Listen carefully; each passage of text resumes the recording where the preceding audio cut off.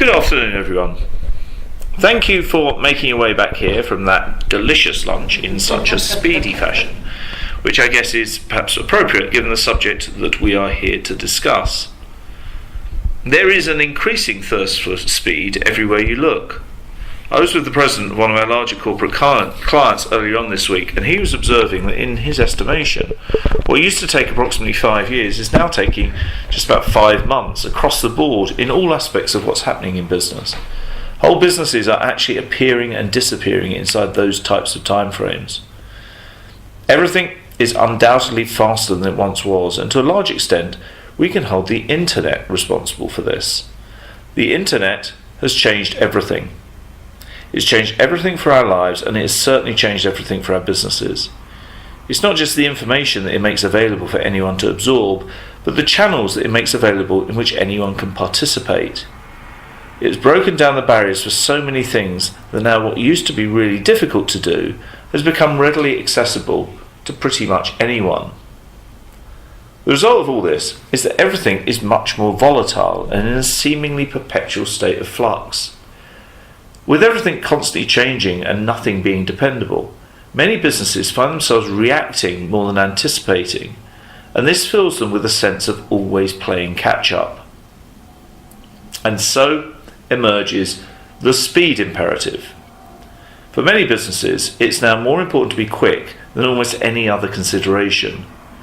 In some instances, it's more important to be quick than even to make money, let alone make a profit. This culture of getting there quickly is the most important thing, misses one very crucial point though. Speed is not a strategy, it's simply a style of execution. Spray and pray may sometimes get you there in the end, but one well thought through answer is often far more valuable than 100 weak guesses. It's not just important to be quick, it's also fairly important to be right. But, given that it's a fair assumption that all of you who have chosen to come to a session entitled Accelerate Your Problem Solving believe that speed is actually an important consideration, I thought it might be useful to provide you with a really quick answer. Then, any of you who are in a real rush can just leave the room and get on with the rest of your day. So, while I'm hoping to talk to those of you who do choose to hang around for about the next 30 minutes, if you were to give me just 30 seconds to offer up one key piece of advice, it would be this. The best way to accelerate your problem solving is to find better questions. It's rare to encounter a situation where a business is struggling because its people are crap at their jobs.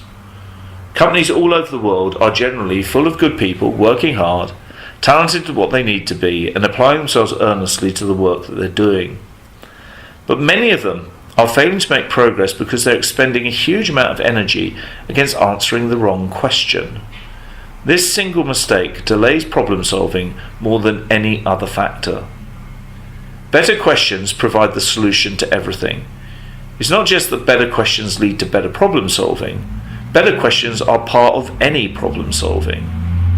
So what I'm going to spend the rest of our time together talking about is, in essence, how you get to better questions.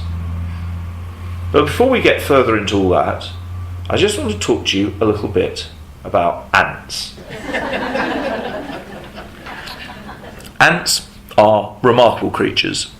They have been on the planet for about 100 million years, and to put that in context, modern humans have been on the planet for significantly less than 1% of that time. Ants have been around since before the dinosaurs died out. They survived very happily on every continent, apart from Antarctica, and they organised themselves into these incredibly complex colonies, often numbering over 1 million individuals in each colony. Wherever they crop up on the planet, ants will take whatever soil is to hand and build themselves a nest. These are all ant nests that have been built by the same species of fire ant that's prevalent in the southern reaches of the United States. Whatever the type of soil, they'll put one of these nests up, usually in under a week. These nests are phenomenal structures when you think about it. Once an anthill is more than a foot high, it's already taller to an ant than the pyramids of Giza are to a human being. These amazing creatures will do this time over time over time again.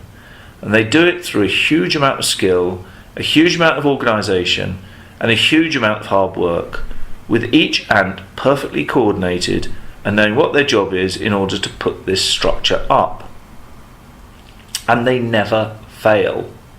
They have a 0% failure rate. You never get a colony of ants that after a week or two are still looking at each other and going, no idea where to start, what should we do next? However hard the work is, and however admirable the process and the outcome, building an ant nest is not a problem for ants. It's what they do, time and time again. And this is a really important difference that needs to be grasped. There is a difference between challenges and problems. Challenges are things we do all the time. We know about them. When they turn up, we recognise them.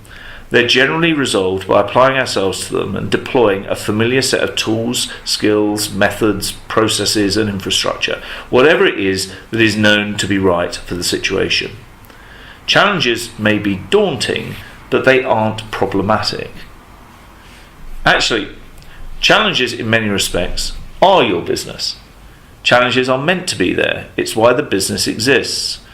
If your business doesn't do something that others would find difficult to do themselves, you wouldn't have a business. You want to be thankful for challenges. That's what gives your company a reason for being. Your competency at delivering certain products or services is part and parcel of why you are in business in the first place. The important thing about challenges is companies are set up to deal with challenges as a matter of course. They have a whole array of processes and practices that will address the regular challenges of the business. Companies are generally very good at doing their regular thing. But problems are a different matter altogether. If challenges are familiar and resolved by hard work and dealt with by known approaches, problems are quite the opposite. They are the unusual things. They are the things that tend not to be that straightforward to deal with. Sometimes it's hard even just to figure out what the problem is, let alone what to do about it. There's an intractable nature to them, and they're certainly not amenable to being dealt with by the very same tools and practices that you use to address the usual challenges of the business. It's a common, but perhaps understandable mistake to try to apply regular ways to irregular situations, which can end up making the whole scenario worse because it creates the illusion that something useful has indeed been done. We tend not to like problems. Problems are difficult and they make us feel uncomfortable and they leave us feeling exposed. Most people prefer feeling competent and confident in what they're doing. Because of this, problems tend to define the approach that we take towards dealing with them. By that I mean there's an inclination that we all have to address problems in the way that we think they can be solved rather than the way we think they should be solved. If there is an easier way to approach something, our natural inclination is to take it. This isn't anything to do with business practice. This is actually tied up with the way the human mind works. I don't know how many of you have heard of this guy, Daniel Kahneman. He's a well-renowned psychologist who, despite not being an economist, has won the Nobel Prize for Economics for his work on how we make choices and take decisions. And in a book that he brought out about 5 or 6 years ago now, called Thinking Fast and Slow, he made this observation. If a satisfactory answer to a hard question is not found quickly, the brain will find a related question that is easier and will answer it. This is what we all do. Everyone does it. It's not a failing. We're biologically hardwired for it. Let me give you some examples. Now, the sensitive thing about these examples is as you read these questions, they don't even look like hard questions. You go, I know what the answer is. I could give you a point of view on any of those questions. I mean, it's not like they seem to be real brain teasers. How should financial advisors who prey on the elderly be punished? How happy are you with your life these days?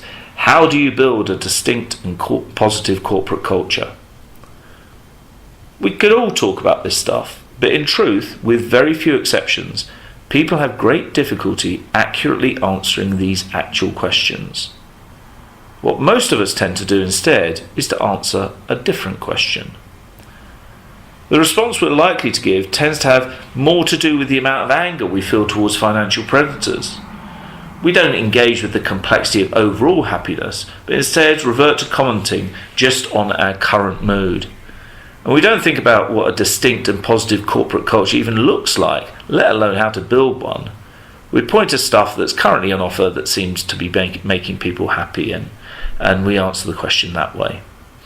We have a natural and powerful tendency to defer to a lower order of trying to frame the question.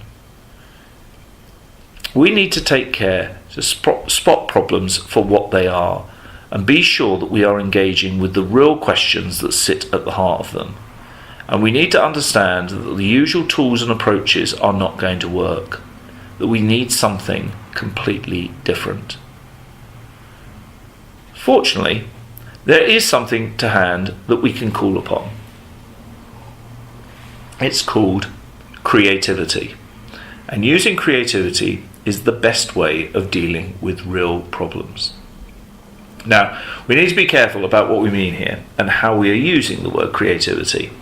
In the business context, creativity tends to be associated with executions and artifacts and with works of design and with logos and slogans and the things that artsy people go off and do. But these things are just manifestations of creativity. The real creativity that lies behind the making of the artifact is actually a way of thinking and a way of looking at the world. And this way of thinking can be used as a very powerful business tool.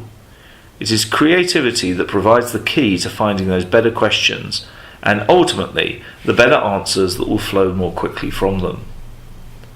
And before we go on, let's be clear on one thing.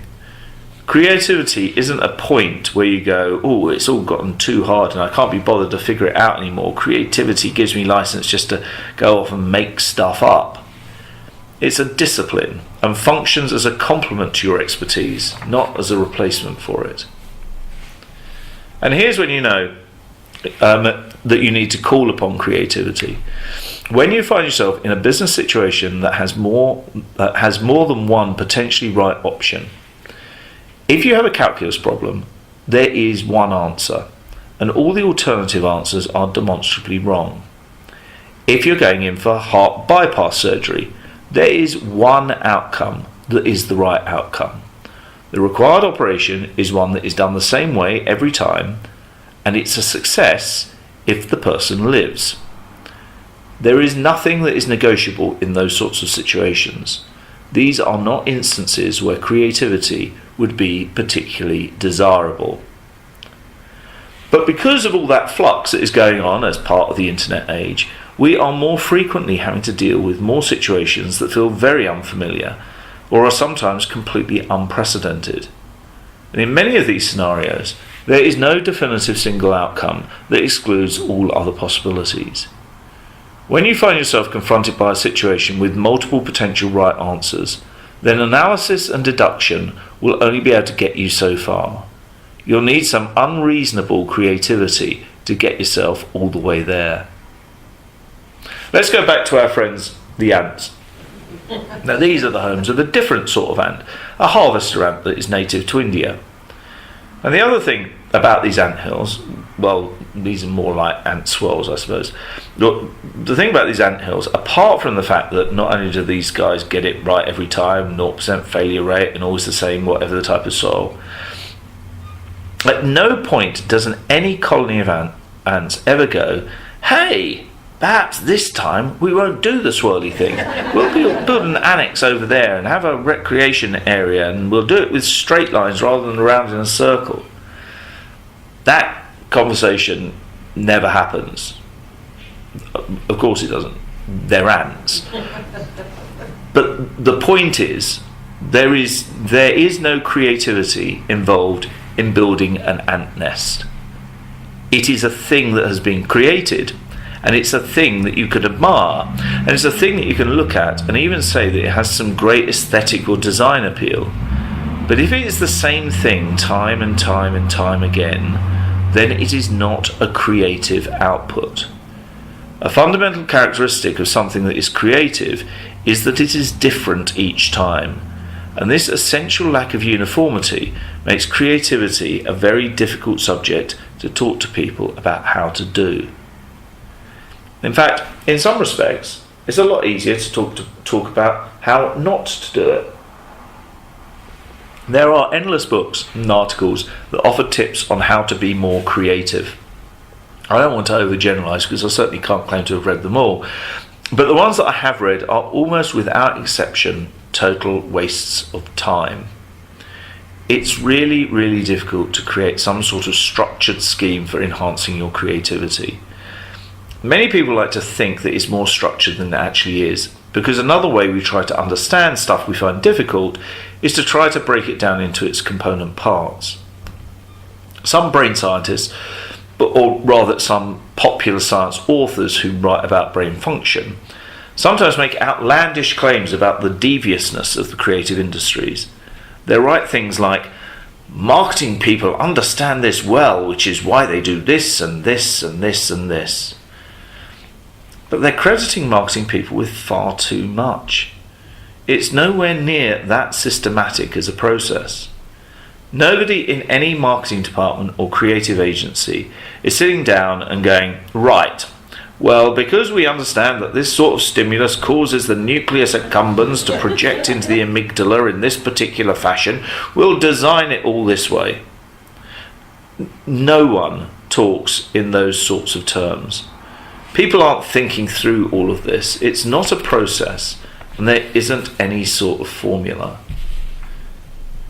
In fact, one of the most frustrating and difficult things about creativity is not only is there no process, but the more you try and force it, the more difficult it becomes.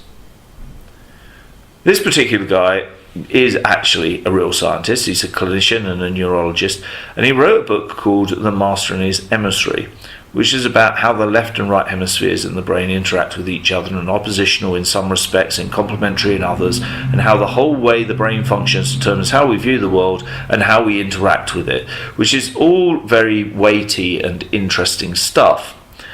But in amongst all that, he makes a point that creative thinking actually becomes more elusive the more we try to force it. Problem solving, he says, making reasonable deductions and making judgments may become harder if we become conscious of the process, because it encourages the brain's focus on the explicit, superficial structure of the problem. It's frustrating, but we all encounter this. If someone comes up to you and says, tell me a joke, your mind often goes completely blank. Or if someone were to say to you, right, okay, I'd love to talk to you for the next 10 minutes, but only if you could first explain to me why that would be an interesting use of my time. It becomes impossible for us to force great responses out. And very often we subsequently think of some really great things we could have said and find ourselves wondering why we didn't think of them in that moment. So this isn't a question of providing you with some magic process, because that magic process doesn't exist. But there are some guiding principles that lie behind creative thinking, and I'd like to talk to you about 5 of the ones that most characterize the most impressive creative output. The first of these is that there is never a predetermined destination. The creative path is not a straight path. It involves meandering. It involves going all over the place a lot of the time. It also involves a lot of dead ends. This is sort of counterculture to a lot of that speed imperative that we have in the modern business environment. The pressure to be right first time is one of the biggest guarantees of not being right at all. You can't decide where you want to end up before you set out. You can't even set what route you want to follow. When you're trying to be creative, the outcome is never clear at the outset. You have to be comfortable letting it emerge. This guy here, Jonathan Safran Foer, is a kind of wonderkind of the American literary scene. He's no longer a wunderkind, but he's been publishing awarded novels since his early 20s, and he puts it very succinctly. The art of the creative process is not seeking and finding, it's bumbling. You need to be comfortable to bumble around, and if you bumble around, you will find more interesting things than if you are laser focused or trying to reach a particular goal. The second principle is you have to have some degree of distance objectivity. Too many problems remain unsolved because people approach them trying to apply the standard rules of the category. They look at the situation and start searching for a case history that will somehow provide a template for the answer. The problem is, if you look for a template, you end up with a template, and that's the opposite of something that is creative and interesting. You have to be able to step outside of the situation and try and break it down into as many of its component parts as you possibly can do, and then kick the tires on all of them. Question every single assumption. In any situation that is described to you, there will be premises. There will be assumptions built on the description of the situation. Do not allow someone else's description of the problem to be your stepping off point. People close to problems often have a very poor grasp of what the actual problem really is. But once you truly understand the real nature of the problem by standing outside of it, solutions often become comparatively straightforward. The key is exercising some distanced objectivity. Once you've gone through that process, try and re-articulate it in the most straightforward language you possibly can do. I've not put his picture up here, but Einstein said, "You don't understand something properly unless you can explain it to your grandmother." Find a way of articulating it in a jargon-free way, without acronyms, without any sort of industry speak, in straightforward language, the sort of way that would allow you to call your mum and say to her, "This is the thing that I've been working on lately." When you get to that level of articulation, you're starting to think interestingly about the situation. This fellow, Yuval Noah Harari, wrote a tome of a book called Sapiens, which is a review of the cultural history of pretty much the entire human race. And he makes an observation about the dawn of the scientific era, which was really the beginning of this data-rich internet age that we now find ourselves in. But going back to long before this point, he observes that the great discovery that launched the scientific revolution was the discovery that humans do not know the answers to their most important questions. For all of our achievements as a civilization, humans have laboured through the vast majority of our history, making assumptions about the world which we now know to be completely untrue. It's only really in the last couple of hundred years that we've started to understand how the world actually works, because we reached the point where we were able to step back and look at things with disinterested objectivity. The third principle is about finding fresh points of inspiration. You've got to look for the unusual. Forget about searching the data. The best creativity is found by observing human beings. You need to become a student of people and their cultures and their mannerisms and how they go about leading their lives. Don't read business books, read real books. Don't go to conferences, go to concerts. Listen to what people are actually saying. Ride on public transit. Walk down the street looking at the world around you rather than at your phone. Meet people's gazes and look into their faces. Put yourself in other people's shoes and think about what they are feeling. Indulge your imagination, let it run riot. Dream up ideal scenarios. Imagine what your best possible outcome is, however fanciful. Because then you can start thinking about what needs to be true for that scenario to become a reality. And have the courage to deviate from the norm. This pair of guys here describe themselves as futurologists. I know perhaps other people do too. It sounds like nice work if you can get it, though I would have thought that one of the few things you can say for certain about the future is that there's nothing ology-like about it at all. But in any case, these guys wrote a book called The Deviance Advantage, and they talked at some length about the suffocating effect of corporate culture on so many situations. One of their quotes is, "Despite all their talk about the value of prime mover advantage, most companies are trapped in a puzzling syllogism. All opportunity springs from deviance. Opportunity is good, therefore deviance ought to be good. But in reality, it's avoided at all costs." They go on to talk about corporate culture as a sort of prophylactic that protects the business from being infected by anything other than ideas as normal. If you want to get to the point where you're making effective creative breakthroughs, you have to be prepared to be infected by ideas that are more than just normal.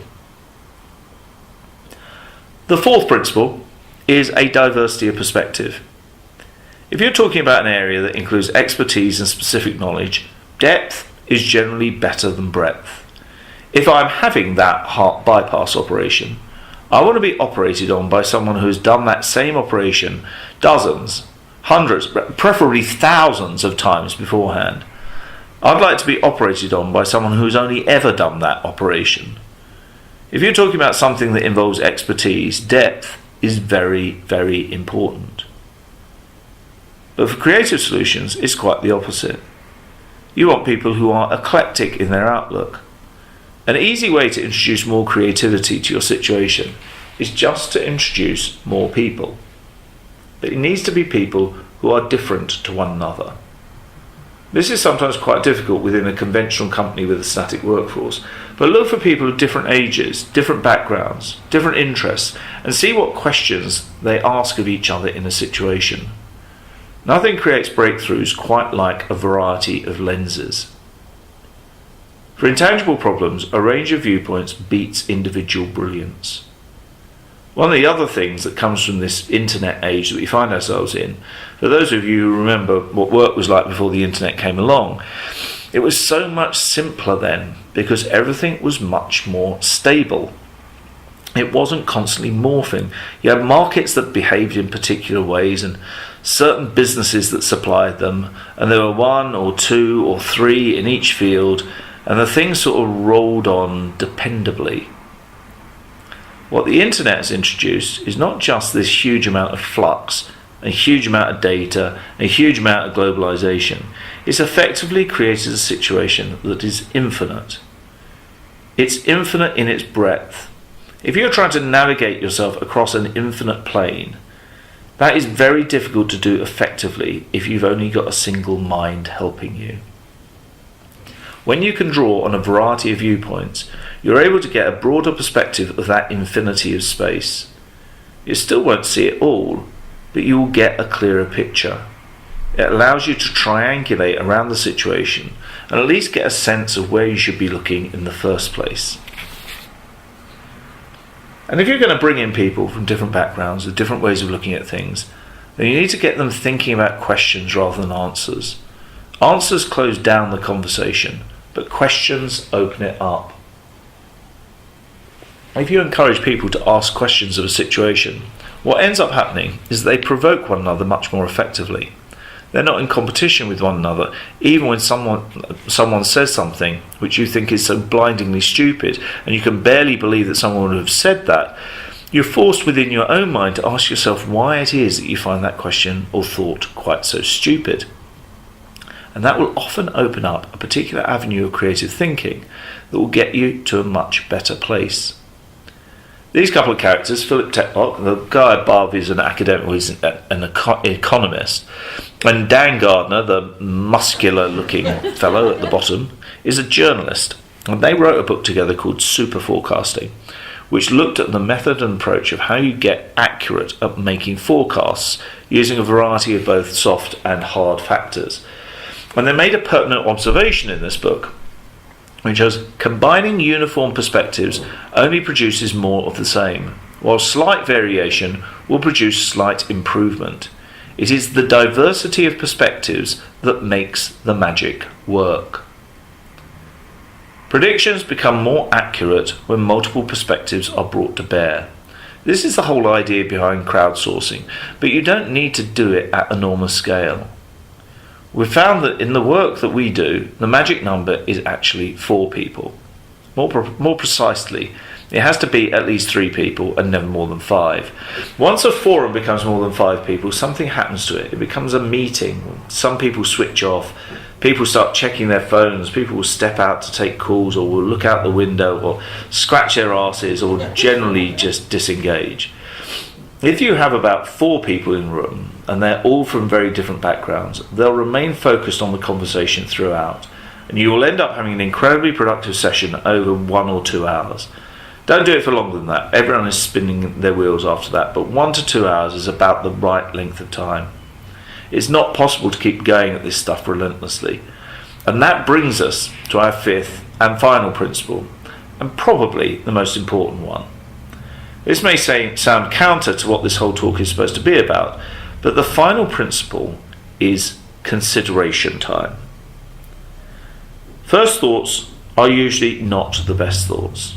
They can be, but most thinking can be improved by a bit of reflection.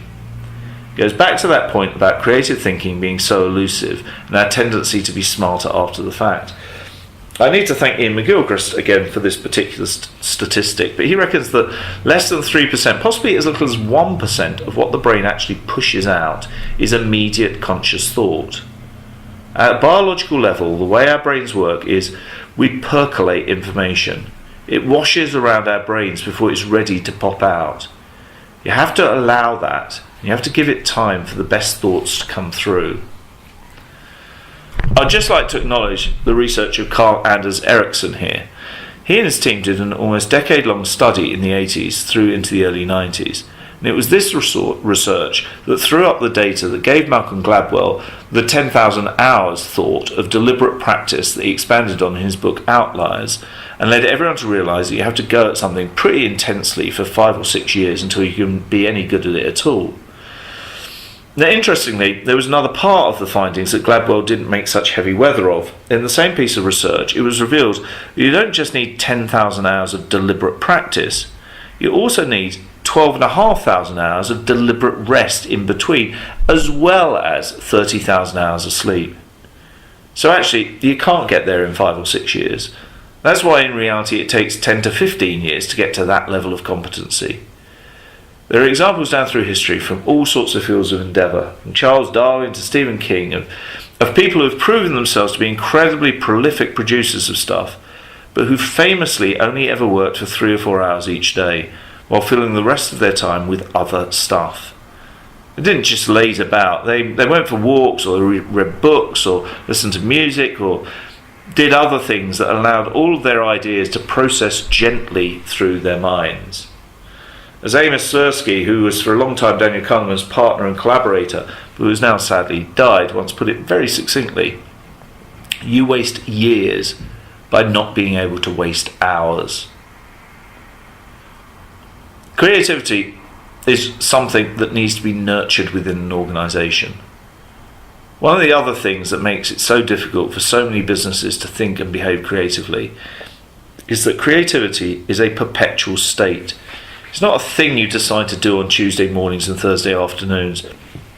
You either have a creative environment or you don't. You generate a creative environment by gearing the whole business around it. It doesn't have to compromise the function of the business, but it is something that happens at a cultural level. You need to think in terms of how you maximise the creative potential of the people within your business from the point of view of the environment you provide your people with, or the way you recruit, or who you bring into the company, or the tools, the processes, the etiquettes, the approaches. Everything about how the business functions should be put through the filter of how do you actually facilitate creative thinking among those people. The repetitive tasks will look after themselves if they haven't been automated already. And this is where commercial pragmatism really comes in.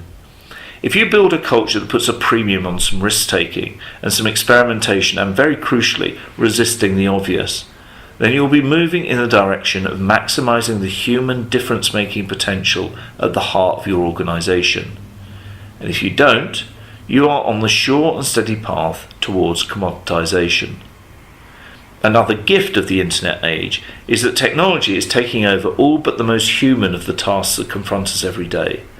And that advance is even more pronounced in the world of business than even in our personal lives.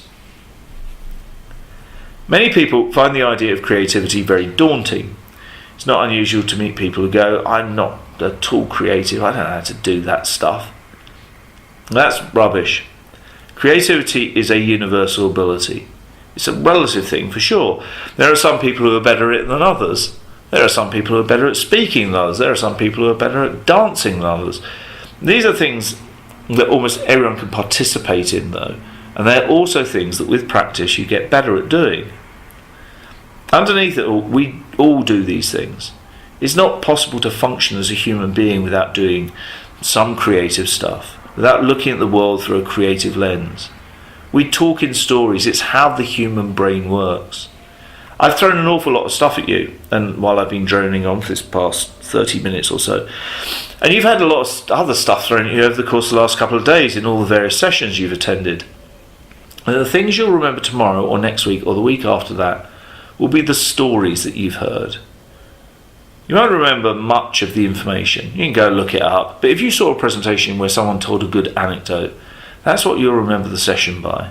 My guess is the thing most of you will remember about this particular session is it was the one that was by the British guy who talked about ants. You won't recall much of the other stuff. People process information that way, and problems get solved by turning them into stories.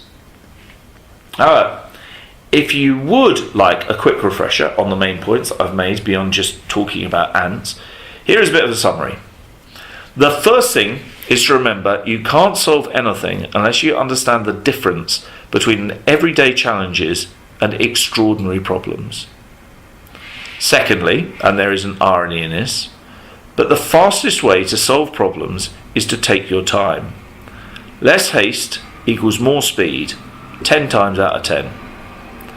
And finally, if you want to accelerate your problem solving, you've got to try and start framing it up creatively. And creativity puts a higher value on experience over expertise, lateral thinking over focused analysis, some sort of imagination and guile rather than the application of process, and a nurturing of the right environment and culture.